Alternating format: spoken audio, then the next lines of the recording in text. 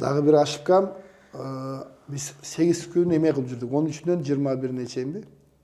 Баягы кандидаттар мындай чалып барып айыл өкмөттөрүндө жолугуш өткөрүп аттык. Анан жолугушууну барбай койсоң да болбойбу деп, барыш керек деп өкмөт түзүп бергенден кийин.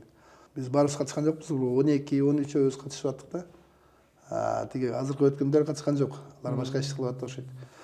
Алар агитация кылып атты окшойт. Биз эл менен жолугушабыз деп эл толтура келсе, анан программабызды айтып мындай десек, эл келген деле жок. Жана 12 кишинин 4-төн 5тен адамыбыз бар да.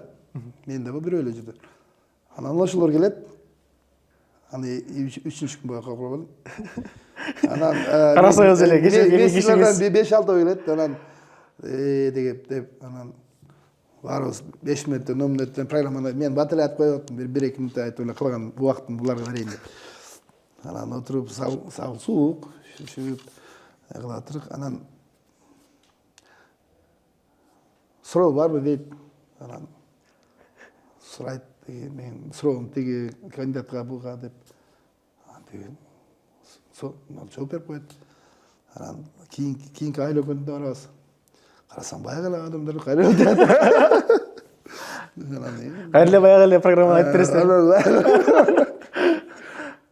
Анан кайра сурап коет. Кайра бирөөгө жооп берет. Анан 3 күн байкап калдым. Болбойт дедим, кандай эл жокпу, башка жокпу. Сен өзүң кандидатыңа суроо берип ал жооп берип коюп. Мындай кылбагыла дедим. Акыры ошол биз жөн эле жүргөн экенбиз. Теледебатка барган жокмун. Бергиде өзүм программа убакыт бөлүнгөн жерге барып айтып бердим.